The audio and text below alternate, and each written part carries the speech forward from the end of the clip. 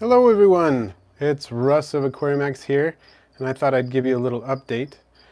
You can see this is the youngest tadpole, now transforming into a frog, and in the background you can see the largest frog right here, and then a little sibling right over here. In a minute I might actually feed them, we'll see how it goes. But yeah, it's been exciting to watch them grow. I've decided not to encourage the frogs to produce any more tadpoles for the moment, but that'll probably change in the future. I'm just excited that this trio is doing so well. Primetime Geckos in the house. Good to see you here. Animal Frantics as well. Welcome. I'm gonna make sure, let's see, I'm gonna put us in live chat so that everybody can go, at least for now. We'll see how that goes. Mr. Snake, hello. And I actually would like to feed the frogs here. I'm gonna grab some fruit flies here in just a second and see what we get, if they will eat for us on camera.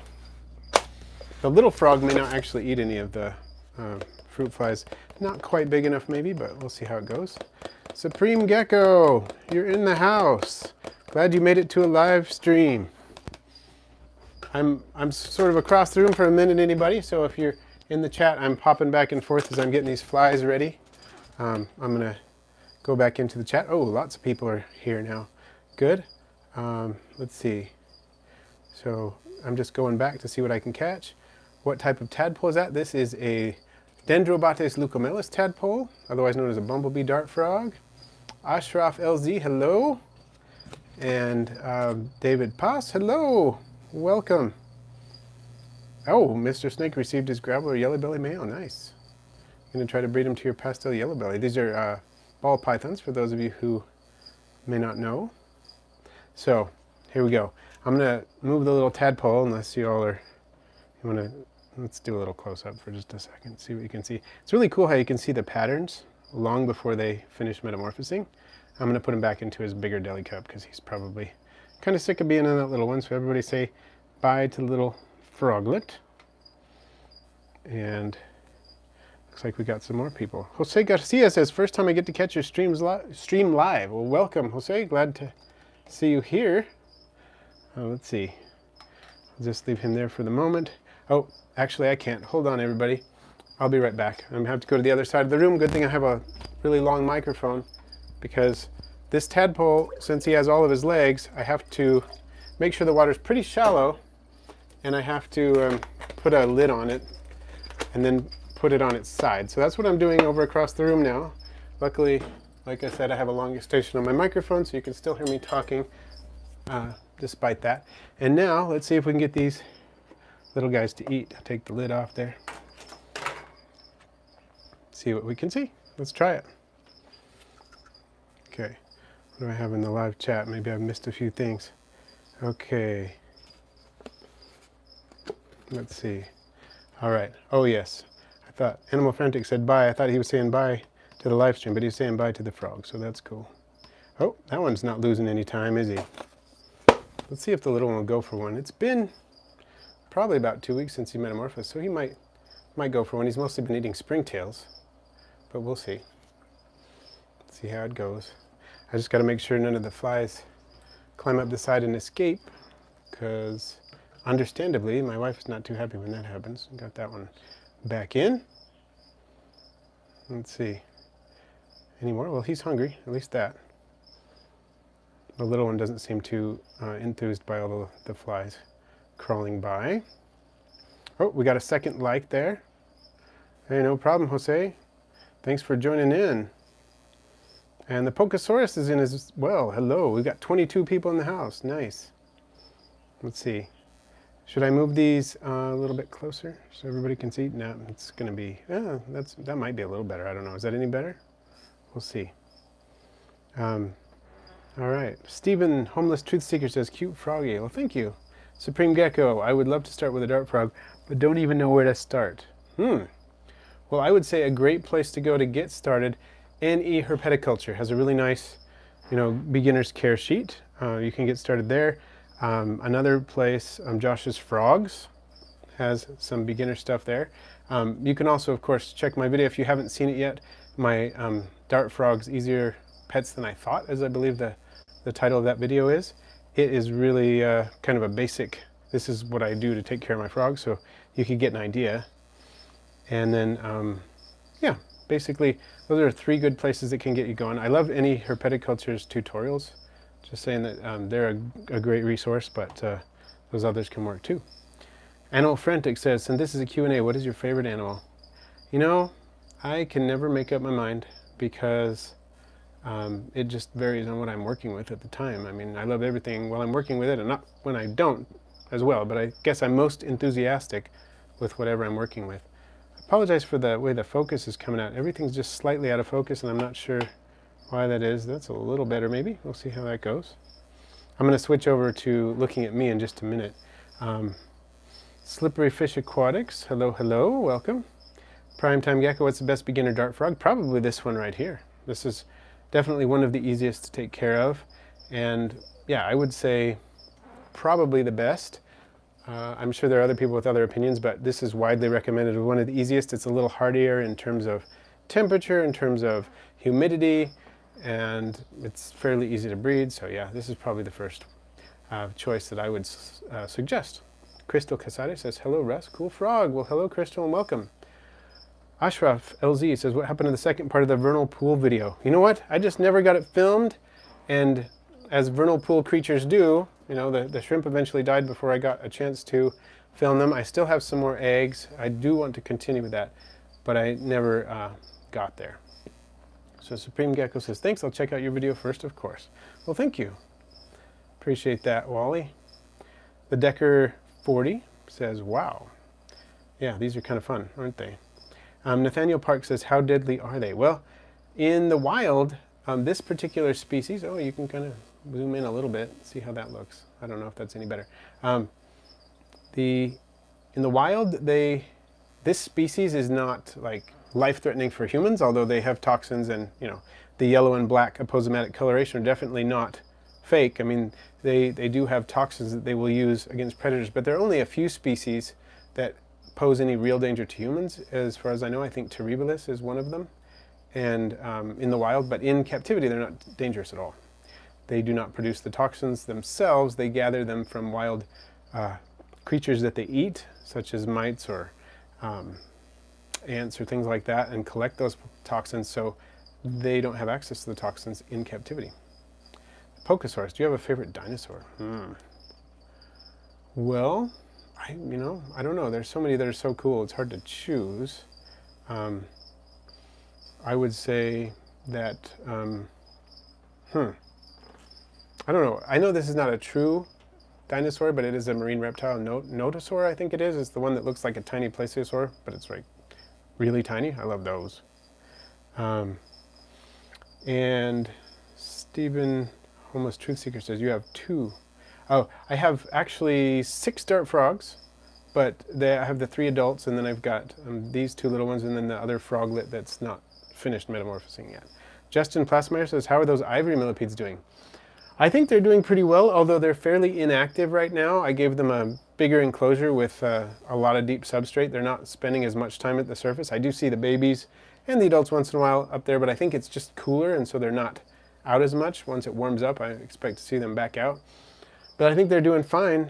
Whenever I see them, they're doing well. So I look forward to when it's a little warmer and they come back out.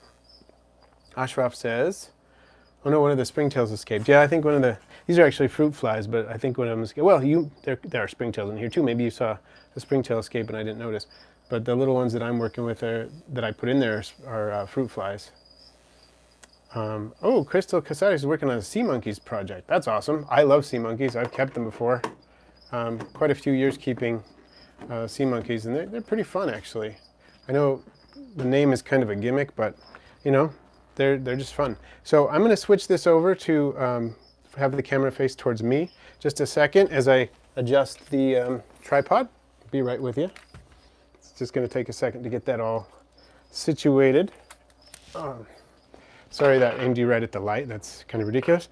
Let's see. I'm trying to find a height that's going to be comfortable for all involved so that I can see your comments and respond to them and not have to kneel down or anything.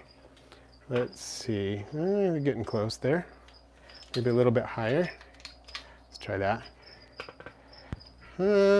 Almost.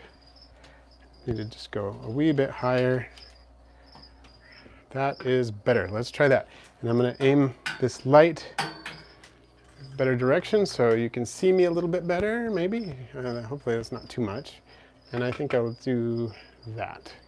Oh, I look really shiny, don't I? Probably too much. So, that's a little better. How's that? Okay, so let's see. Coming back. Okay. Trying to catch up, everybody. Primetime Gecko says just set up a bioactive leopard gecko setup. Any tips? Well, I think you'll enjoy it. Tips as far as dealing with it, just keep an eye on the waste and see if urates are not being taken care of by your cleanup crew. Then I would say make sure to spot clean those, take those out. In my case, I rarely have to do that because the mealworms seem to eat the urates as far as I've been able to tell. So I have powder blue isopods, zebra isopods, and mealworms as my main cleanup crew. There's also some Costa Rican purples in there, and they do really well. So those are some species you might consider using if you haven't used those yet. And Supreme Gecko says my favorite dino, Diplodactylus. Cool. Nathaniel Park, what about the red types, the raspberry or strawberry dart frog? Those are cool. I've never worked with them. I've seen them before, read a little bit about them, but I've never kept them. So I can't really say whether or not they would be a good beginner animal or not. Animal Frantic says, what is the biggest pet you own right now? Well, we have a cat that weighs about 17 pounds. He's probably the biggest one, I guess. He's, in terms of mass, yeah, I guess he wins. Let's see. Nathaniel Parkin, do you have centipedes? I do. I've got 3 Scolopendra polymorpha. Let's see if I can pull one out, and I'm going to give you a look at it. Just a second. Let's see. Sorry for the disappearance. I'm just pulling things off of the shelf over here. I'm going to take the hide and the water dish out so you can get a good look at one of our Scolopendra polymorpha here. I'm going to switch it over. And, oh, she's going to bury herself. This is our largest Scolopendra polymorpha. She's probably about a little over 4 inches long. They can get bigger than that, but that's her. We know it's female because she produced a clutch of eggs a couple years ago. Sadly, she ate it. We were hoping to get some peedlings, but we didn't. The eggs started to develop, and then she just kind of ate them. So there you go. That's too bad. But this is actually my son's centipede. Her name is Gerthang. She's named after a sword in the Tolkien books. So there you go. And we've got 2 others. Let's see, I'm switching back to camera. There we go. Okay. And coming back into the chat and see if I can catch up. And where are we? Okay. Supreme Gecko says, got to ask, how's the gold bar hops doing? Well, there are 2 of them in there. I am really hoping they're not just, the normal Spanish orange isopods that got in there somehow. It seems fairly unlikely. I mean, I keep the colonies, I don't just like mess around in one colony and then move my hands to the other, and I probably would have noticed. So hopefully that's not what's going on. But yeah, I just checked on them the other day. They're both in there, so hopefully they will continue growing. And Joel Needham, thank you. This t-shirt here, my isopods here. Check it out, everybody, if you haven't seen this yet. Isopods do my dirty work. This was a t-shirt I had made on Teespring. A couple of other Aquarimaxers have purchased this shirt. And now I just sort of redesigned all the Aquarimax merchandise. So I've got a new shirt design. I hope to be getting the actual shirt soon, and of the new design. But hopefully you like this one too. Limbu Nua Hung, you made it. Awesome. Are you interested in vampire crabs? Yes. Yes, I am.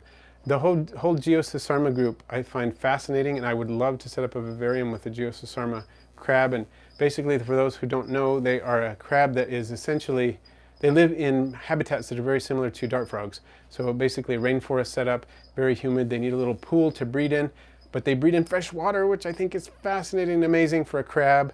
They're very brightly colored, and they spend most of their time on land. So super cool. And you can put them in a naturalistic vivarium much like that of a dart frog. So I totally want to do that someday. My wife is not a big crab fan, but they aren't on the prohibited list. So someday we'll get there. Ashraf says, I did a uni project last semester about your bioactive substrate videos. Awesome. I'd like to hear about that. What did you do for that? That's super cool. HC Aqua, hello. Nice to see you here. Just another insect nerd says, how's your vinegaroon? They're doing well. I've got, let's see if, I've actually got 2 of them. Looks like nobody's awake right now. I was just checking and seeing. One of them seems to have gone down for hibernation and one of them has not, as far as I've noticed. So I hope that they're doing well, but the one is still eating actively, the larger one, and doing really well, but I just wish he would hibernate so that he would molt. I'm not sure what he's going to do because I've never had, I don't think I've ever had one stay awake this long before. So Justin Plasmeyer, what is a urate? Sorry for spelling. Actually, that's correct. Urate is the term used for the white waste material produced by reptiles and birds that is basically analogous to urine. It's not exactly chemically the same as urine, but it's similar. And it's in a crystal form, and it allows them to more efficiently use their water when they produce it that way. So it protects, desert reptiles, especially from dehydration, stuff like that, to produce urates instead of urea like we do as, in the liquid form. Lori B, hello. And Ashraf says, I don't think we've ever seen your cat. He's actually in the 15,000 subscriber video. So you can check that out if you haven't seen that. He's in some of the live streams because when I live stream sitting on the couch, he'll often come up and sit behind me. He doesn't always do it, but when he's around, he often does. And Lori B says, big cat, Maine Coon. Actually, he may have some Maine Coon in him, but he's partly Siamese, but he's not completely Siamese. So he's got the points, and they tend to darken up in winter and stuff, but he's also got some tabby in him. And yeah, big boned cat. If he shows up in this room, and he does come in here once in a while, you totally can. He likes to try to drink out of the Daphnia tank, so see what he ends up doing. Daniel Park says, you should get Scolopendra gigantea. I would like that. I'm not sure my wife would. But sometimes, the polymorphas are a little bit kind of scaredy cats. Even when they eat, they like to eat like tiny food. So sometime I'd like to get something a little bigger and see how that goes. But I'm not sure. I have to be careful. I can't get something that's too strong venom-wise. But I know there are plenty of options that aren't that strong. But I can't. Some of the most commonly available centipedes are fairly strong on the venom side, arguably medically significant. So I have to be careful. Crystal Casares, I want a bumblebee millipede. They are a great millipede to start with as long as you can keep them nice and warm and humid. If your house gets too cold in the winter, they're not going to be very active in the winter. But if you can keep them above about 72 Fahrenheit, they are great and they will breed really easily for you. So yeah, they're great and a good choice. They don't get very big, but they're really cool. And when I do animal presentations, I usually bring some and have the kids handle them, and they're big hits. So, Steven says, do you still have your endlers? Oh, yes, I do. The light's off right now, but let me see if I can, hold on just a second, see what I can do. So you can, the light's on a timer, but I'm trying to override the timer. My timer's really old, and it's in a semi-inaccessible spot. There we go. Okay, hold on just a second here. This is probably not going to be ideal viewing conditions. But we're going to try it, okay? There, oh yeah, that's really crummy viewing conditions, but I don't know if the lighting is going to work at all. Hold on, let me see if I turn this light off. Does that help? Nope, I don't know why, but the lighting is not working very well, but you can see the Pogostemon stellata octopus in the background and a bunch of endlers. There are probably 200 in there, but sorry, the lighting is really not working at all. I don't know why, but there you go, tons of endlers. And back to my face. Here we go. Sorry, the lighting was just really not working there. And let's see. This is live. I'm just working hard getting through the comments as quickly as I can. And Amplified Gaming says, love your videos, about to get fixed. No, Azureus. Okay, probably Dendrobatis azureus. Any tips? That is not a species I kept before, but I love that species, would love to keep it. Yeah, I figured it was just autocorrect doing that. So I can't really give you any tips as far as that species specifically goes, but it is a great one. That would have been my first choice. I ended up being gifted these bumblebee dart frogs, and I love them, and I'm glad I got them. But I probably would have gone for that just because I love the color on the Azureus, and they have several different morphs, but I like the, just the blue ones with the dark spots. Justin Plessmeyer, can vampire crabs cohab with anything? Good question. I've researched the crab's care. I haven't really looked into what they can live with. I imagine if you're trying to breed the crabs, that list would get even shorter though, just because they are, you know what I mean? They're so small when they are hatched, and so that's kind of, it would be difficult to do that, but you might be able to get away with some other things. They do eat small insects. People put small crickets and fruit flies in there and they hunt them down. So I'd be kind of worried about them eating some things.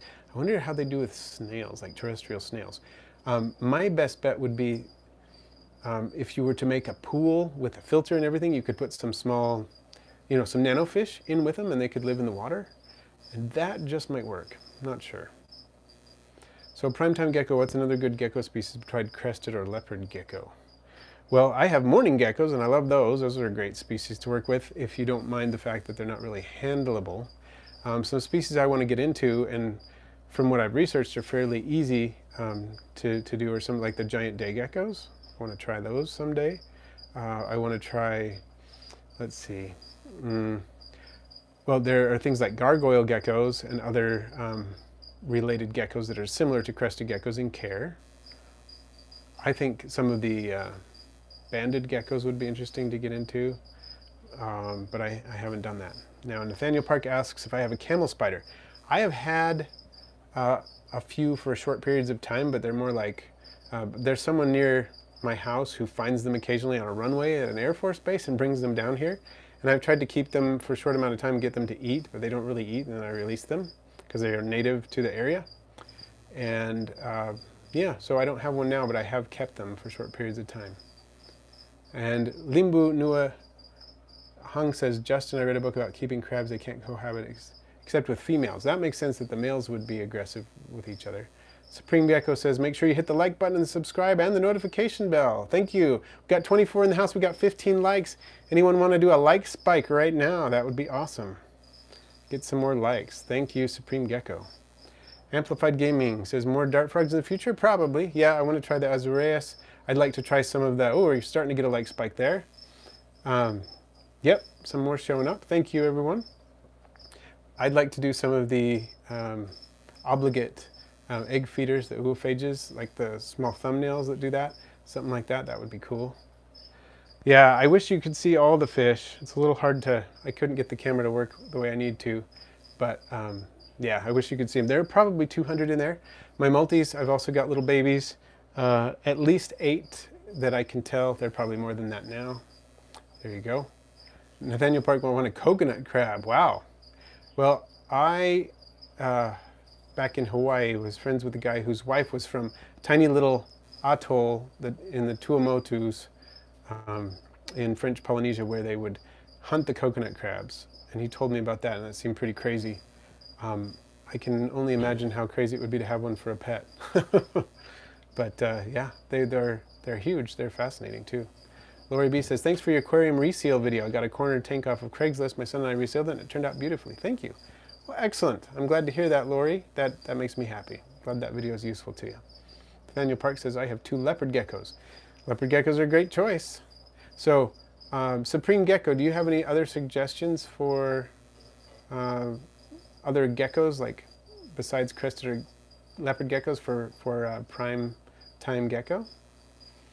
Pokesaurus is back. Ashraf said someone finds spiders on an Air Force base and brings them to you.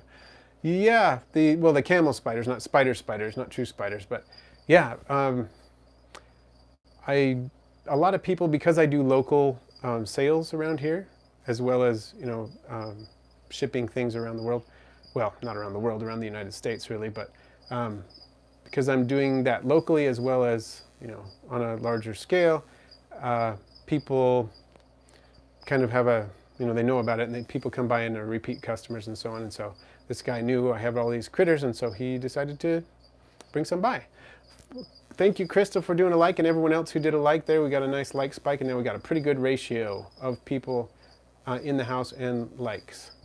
Pokesaurus says, what's an animal you fear to the point of not wanting as a pet? Well, any like really significantly venomous spider, like a venomous tarantula that could be scary and dangerous, that would be one. I would be afraid of that for sure. Probably somewhat less so, but the same with scorpions. I don't have any natural fear of scorpions. I mean, I respect the fact that they can be dangerously venomous and so on, depending on the species. But I don't have any just like instinctive fear of scorpions or centipedes. But I think I would have some healthy caution of some that were, you know, more venomous. But with the tarantula, I already have a little bit of natural fear of large hairy spiders. So even though I think they're cool, I have some of that. So that'd probably be one of the worst there. Amplified Gaming says, oh, Ufaga Pimilio almaranta is a great obligate egg feeder species to start with. Cool. And that is, according to Mike Taitula, cool. I want to try some of those someday. Crystal Casares, what do morning geckos eat? Morning geckos eat small insects such as wingless fruit flies. I give them rice flower beetle larvae as well. And I also give them crested gecko diet, and they love all three of them. And I have given them other foods as well, but those are their staples, I would say. And yep. Nathaniel Park says, toke geckos. Well, I don't know if I'd recommend those for a first gecko. I mean, they're hardy, they're amazing. I think they're super cool, but they can be pretty aggressive and tend to bite their owners and so on. I have heard some people have been able to tame some of the captive bred ones down, and I think they're super cool. Okay, Jay's Crazy Obsession says, Russ, like Spike, slammed on the line today, but you say my name, someone will tell me your response. Thumbs up here for the listen. Cool. Okay, Primetime Gecko said, could ABG work with an arid setup? I wouldn't recommend it. I'm not going to say there are no circumstances under which it would work, but it's not really intended for that. And a lot of the ingredients in there have kind of a hydrophobic response if they're kept in dry conditions, and so it's not going to do what you want it to do. The best arid setup substrates that I've worked with are either a mixture of sand and cocoa fiber. It depends on what you're keeping, though. With invertebrates, I've used that. I haven't used that with geckos or anything like that. And then the other one that I have used with gecko is the Biodudes Terra Sahara, and that works really well with an arid setup. So, Supreme Gecko says, banded and gold dust day geckos were my first two that came to mind. Also, Pariodura pictar, little prairie dogs of the gecko world. Those are super cute too. Their little faces. I considered getting some of those, and I may do that sometime in the future. Thanks, Wally, for that. Joel Needham says, lychee geckos are cool. They are. They're expensive, but they're super cool. I've held one, never kept one. Wandering spider, yep, Pokesaurus, that would be one I would not want. Justin Plasmeyer said, hold on, did I hear you say camel spiders are native to Utah? Yes, they are. They're not terribly common in a lot of places, but in Utah, but they can be found here. And the thing is, camel spiders is more of a term that's come into use recently, and they don't get very big here. Biggest one I've seen is only about that big, like probably shorter than 2 inches. But yeah, I found them there. I flipped one in Southern California once too. Oh yeah, Nathaniel, a Sydney funnel web, that would scare me too. Noah DeCheese says, I think I'm going to be purchasing some morning geckos soon. Any recommendations for how to help them be the most comfortable so that they can reproduce? How would you help remove baby gecko girls? Okay, cool. I would say make them comfortable by providing them lots of hiding places, both live plants and things like cork bark. Stack up some cork bark, or put in some floral tubes like you may have seen in my 15,000 subscriber video, lined with paper. Places like that I like to hide, that helps a lot. I would also say make sure they get plenty of food, including sufficient calcium, and to remove the baby geckos, basically keep tabs on those eggs, and the babies tend to go up in the vivarium as soon as they hatch and go in the corners of the tank along the sides. Go in and just carefully kind of herd them out. They'll usually jump onto your hand. And you got to do it soon, and you got to keep those females well fed, the adults well fed, or otherwise you'll probably lose some. Uh-oh, I've got to head out in a second. Not head out, but I'm going to be doing a video with my son about his new snake enclosure in just a minute. So I've got to wrap this up. But so in the next minute or so, I'll be wrapping up. Amplified Gaming says I've got ABG mix in a vivarium, and can a dart frog get impacted off, say, the sphagnum moss in it or anything else in the mix? Typically, no. They're very precision hunters. So as long as you have the leaf litter on the top layer and maybe some moss, they tend to pick their food very carefully off of it, and they're not likely to get impacted as some other species that just kind of shovel their food up. So I think you're probably good. Nathaniel Park, what about snakes?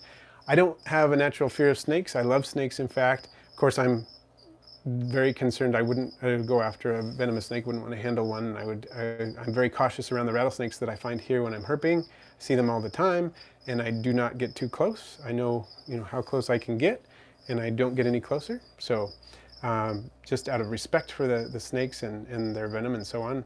But I don't have any natural fear of snakes, so I'm good with handling large snakes and all. I did that when I worked at the zoo and was happy with it. So, Primetime Gecko, do you sell isopods? I do. Every single, well, not every species. Most of the species that I keep, I sell. So thank you, Supreme Gecko. Thank you, Noah. Justin says, what was the gecko that you have that reproduced without a mate? It was a super rare occurrence, and how's that animal doing? That is the crested gecko, and I have two of those, two offspring. One that's basically an adult now, although it's a little stunted because it has some birth defects, and the other one is doing well. It is really small still, but doing well. So yeah. Limbu, yeah, I am interested in jumping spiders. I've kept Phidippus audax a couple times, and I might keep some others in the future. And the Pokesaurus, I've got 4 kids. I mentioned that on the live stream before, no problem. I'm happy to talk about it, no problem there. And all right, thanks Nathaniel, thanks Lori, and thanks Primetime Gecko and everyone else who was in. Thanks Supreme Gecko for joining us.